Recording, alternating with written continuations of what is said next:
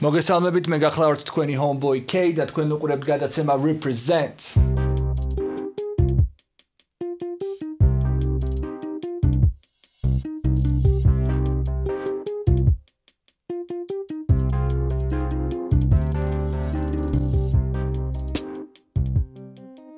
ბავშვობაში ვთამაშობდი Lineage-ს და იმან მე მქონდა ნიკი Killer Assassin.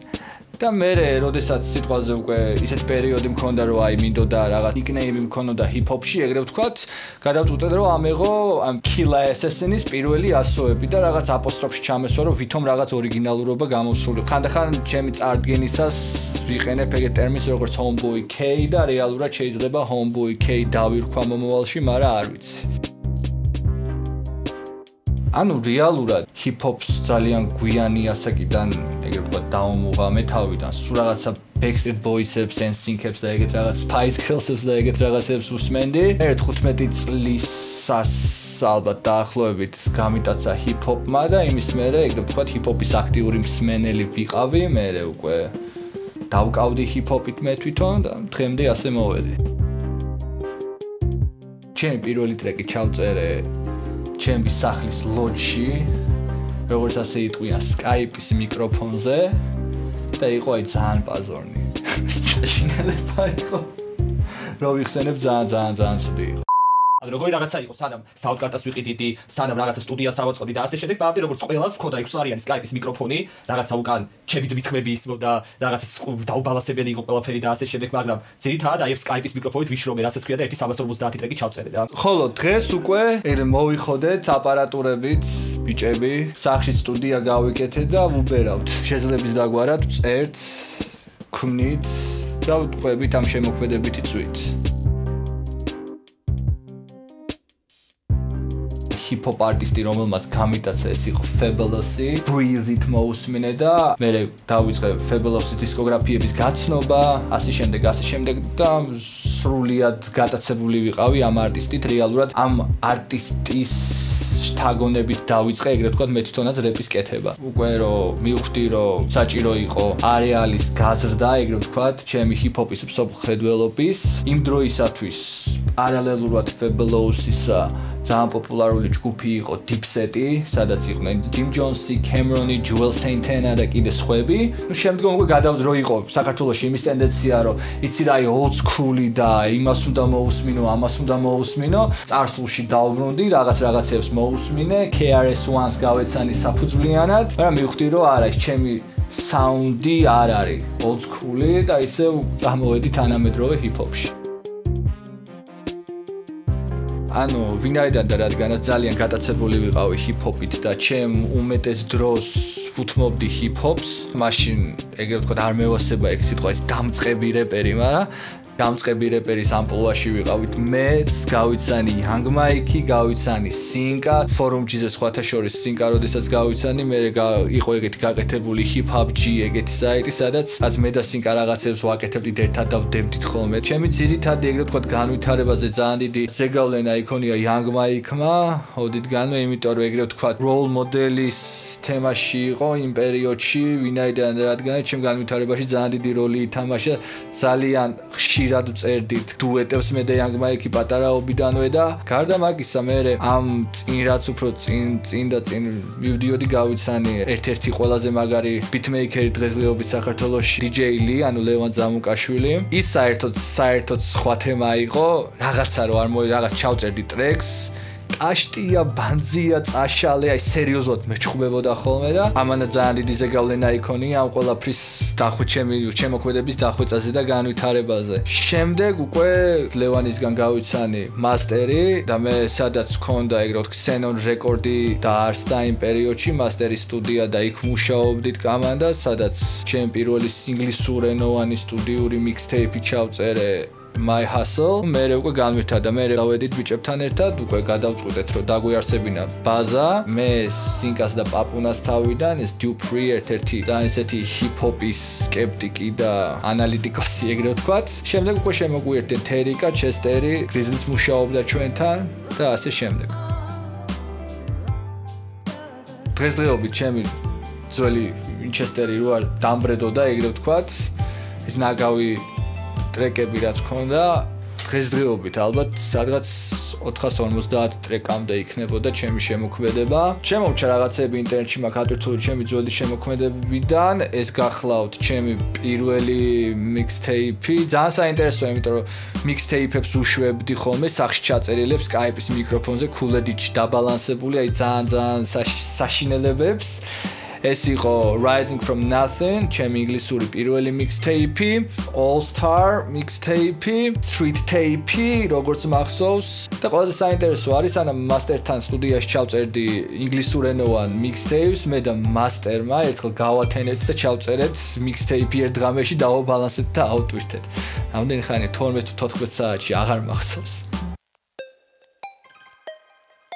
აი ამ ზოგადად ქართულ ჰიპ-ჰოპს თავიდანვე ცოტა რაღაც სკეპტიკურად ვუყურებდი რა. რაც უფრო კარგად გავიცანი ჰიპ-ჰოპი, რაც უფრო გათვითცნობიერებული გავხდი. თან ამ პერიოდში უკვე წამოიწია უკვე ჰიპ-ჰოპის ტენდენცია, ანუ ის კლიშე რომ ჰიპ-ჰოპი ტეხავს, დღეს უკვე ეს ტენდენცია ცოტა ჩამოშლილია, ეგრე ვთქვათ.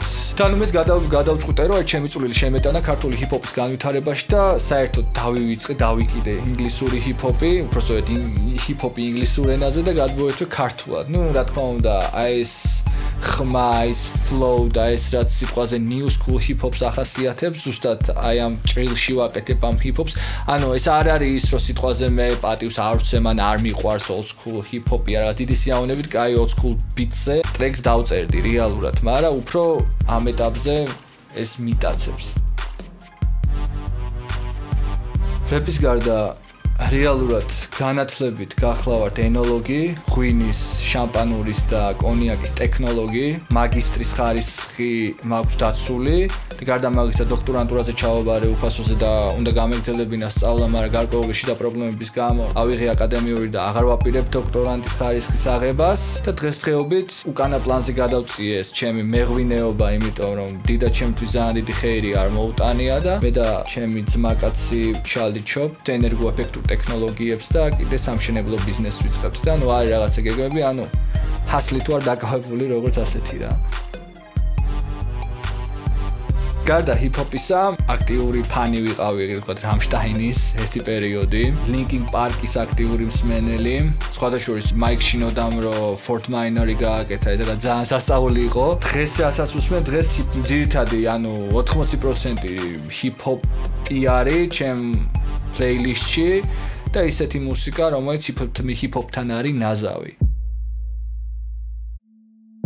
სხვადასხვა ძალიან ნიჭიერი ბიჭები ყავს, როგორც ამ პროექტის ავტორი, ერთ-ერთი ნიჭიერი ბიტმეიკერი და მუსიკოსი, Harutune, გარდა მაგისა DJ Lee, Lil BT, Profane არის ეგეთი ბიტმეიკერი, Nick Green-ი, Nick Sabanadze, Geronimo's ბიტმეიკერია ზოგადად, Terika's Chesteris Sinkas ბიტმეიკერია. Beefs რეალურად ძალიან დიდი როლი უკავია და ეკავა ჰიპ-ჰოპში. როგორც კომერციული თვალსაზრისით ძალიან დიდი მარკეტინგული სვლა არის, ეგრე ვთქვათ, Beefs-ის დაწყება, იმიტომ რომ უფრო მეტ ყურადღებას იქცევს ამ დროს არტისტი თავისთან და ყველა მასზე ლაპარაკობს, რომ აუ ამ Beef-ი დაიწყო, ამასთან ის გადისა, რას უპასუხებს ის და ასე შემდეგ. სუფთა ჩემი აზრით ჰიპ-ჰოპში Beef-ი არის ის საშუალება, რითაც შენ კონკურენტი, ვისაც რამე პრეტენზია აქვს, შეიძლება მოიცილო. ლირიკულ დონეზე ვამბობ და მე არ ვამბობ იმას, რომ დაუპადიეზე კამანდასთან ერთად და ცემო და ასე შემდეგ. ნუ რა თქმა უნდა, Beef-იც უნდა იყოს ისეთ ფარგლებში, რაც ჰიპ-ჰოპს შეესაბამება და არა აგინო და გაგინებენ დაგადგებიან გცემენ, ბაზარი არა. Beef შეიძლება ჰიპ-ჰოპში როგორც ბეთლის სახეც მიეცეს, ეგრე ვთქვათ. რითაც შენი დომინანტობა დაანახო შენ მოწინააღმდეგეს. ან შენი მოწინააღმდეგე ისე დონეზე იყოს, რომ უბრალოდ ვერ გაუკაჩო და იქეთ წააგო Beef-ი და ზოგადად აი ბეთლისში ან ზოგადად Beef-ში უკანა პლანზე გადასვლა, ცოტა ხანდახან ჩრდილი ეცემა შენ კარიერას მაგროს. აი თუნდაც ჯარულის და 50 Cent-ის შემთხვევა რო განვიხილოთ, ვერ გაუკაჩა ჯარულმა და მაგის კარიერა ჩაიძირა. იმდენად underrated არტისტი ვარ, რომ Enemy-მაც კი დისში არ მომიხსენია. გარდა მაგისა, ვისაც შეფეხებათ უნდა ჩემი პლაგიატობა. აუ სერიალებიდან Breaking Bad-ი ძალიან ძალიან ეს კლასიკა იყო, არის კიდევაც. არის ეგეთი ასეული სოტნია ქვია, ამასაც ვუყურებ. Game of Thrones, რა თქმა უნდა, Better Call Saul-ი დავამთავრე ხა პირველი სეზონი და მეორე დაიწყო და ძალიან ბედნიერი ვარ. Lucifer-ი არის ძალიან დონე, ძალიან მევასება. გარდა მაგისა, ანუ ბავშვობიდან ანიმეებს ვუყურებ, როგორც ასეთი, ოღონდ აი ამ Naruto-ს არ ვუყურებ, Bleach-ს არ ვუყურებ და აი 500 სერიან ანიმეებს არ ვუყურებ. სხვათა შორის ბოლოს ძალიან აი განსხვავებული იყო და ძალიან ეგ სასწაული ანიმე იყო ჩემთვის One Punch Man-ი. ეს ტიპია, რომელიც ერთი დარტყმით ყველაფერს კლავს, ბრიდავს, ანადგურებს რა. ძალიან საინტერესოა. ფილმებს რაც შეეხება, ფილმები ძალიან მიყვარს. მე როგორი ტიპი ვარ, იცი რომ არ მიყვარს ხოლმე მეორედ ფილმის ყურება. ანუ არიან ტიპები, რომ აი 5ჯერ, 6ჯერ, 8ჯერ უყურებენ ფილმს. რეალურად საყვარელი ფილმი არ მაქვს, ყველა კაი ფილმი ჩემი საყვარელი ფილმია, რომ ერთხელ რომ ვუყურებ მეორეჯერ ყურება მეზარება ხოლმე. მაგრამ მიჩემნია ახალ ფილმს ვუყურო, ვიდრე მეორეჯერ. ერთხელ ვუყურე და всё. საკმარისი იყო. ზოგადად, ძირითადად რაც კრიტიკა გამიგონია ჩემს მიმართ იყო არაჯანსაღი კრიტიკა და ეს იყო თავისი აზრების მოხვევა რეალურად რა. ეს არ იყო კრიტიკა და არ იყო რომ აი მე რომ ჩემ გემოვნებაში ეგრე მინდა გავაკეთო, ის მეუბნება რომ არა, ესე არ გააკეთო, ესე ჯობია გააკეთდეს და მე რომ ვიცი რომ ეს ესე გავაკეთო, ის არ იქნება რაც მე მინდა, ხო ხვდები? თუმცა ჯანსაღ კრიტიკას ვიღებდი ყოველთვის. იგივე DJ ლისგან, ლევან ზამუკაშვილისგან ყოველთვის კრიტიკა მიმიღია ჯერონიმოსგან და კიდე სხვადასხვა არტისტებისგან და სხვადასხვა ადამიანებისგან, ვისაც ესმის ეს საქმე და გამითვალისწინებია კიდეც. ჰიპ-ჰოპის მსმენელის განვითარება საჭიროა, ვინაიდან და რადგანაც საქართველოში ყოველთვის იყო ტენდენცია, რომ old school-ია და old school-ი ნაღდი ჰიპ-ჰოპია და ასე შემდეგ და ასე შემდეგ. ანუ old school-ში და underground-ში ყველაზე დიდი სიმართლე ითქმის. რეალურად რა მნიშვნელობაა იმ სიმართლეს სიტყვი 95-90 BPM-იან ბიტზე, სიტყვაზე? თუ იმ სიმართლეს სიტყვი 80-იან, ან 140-იან BPM-იან ბიტზე. Nelly flow-ი, უფრო გატენილი punchline-ებით და ასე შემდეგ. რა მნიშვნელობა აქვს? სტილია უბრალოდ ბიტის. თორე young-sagმა old school beat-ზე შეუულია თავისი young-sagური რაღაცეები გააკეთოს და KRS-One-საც შეუულია თავისი სიმართლე ისაუბროს new school dirty south beat-ებზე. რა მნიშვნელობა აქვს? ანუ უბრალოდ ტენდენცია ეგეთი, რასაც აი ეგრე ვთქვათ, მსმენელის განვითარება აი მხრივ საჭირო, მსმენელმა უნდა დაждდეს და მოусმინოს რა. მეტი არაფერი. ჩინჩლავს. აი მე როგორ წერ ზოგადად რომ როდესაც რაღაც ბიტს მოусმენ, მომეწონება, ის ბიტი მკარნახობს უკვე იდეას თვითონ ტრეკის და შემდეგ უკვე წერ ტექსტს. აი ეს პროცესი ზოგადად ძალიან დიდი кайფია, ყველაზე დიდი кайფი და ყველაზე დიდი სიამოვნება არტისტს ანიჭებს, როდესაც გაფასებენ და როცა სცენაზე გამოდიხარ, ყველა შენ სიმღერას ყვება ან სიტყვით, ან ხელის ქნევით, ან ცეკვით, ან ასე შემდეგ.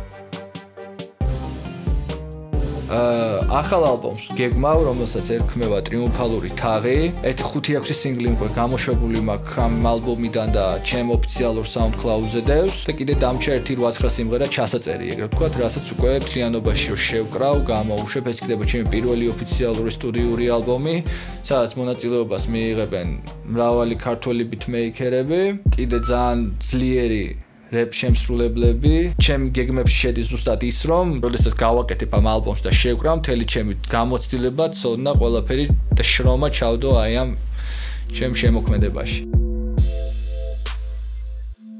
დიდი მადლობა იმ შემოთავაზებისთვის ამ პროექტში მონაწილეობის მისაღებად. დიდი მადლობა ამ ინტერვიუსთვის და ასე გააგრძელე Haru წარმატებებს გისურვებ და it is what it is.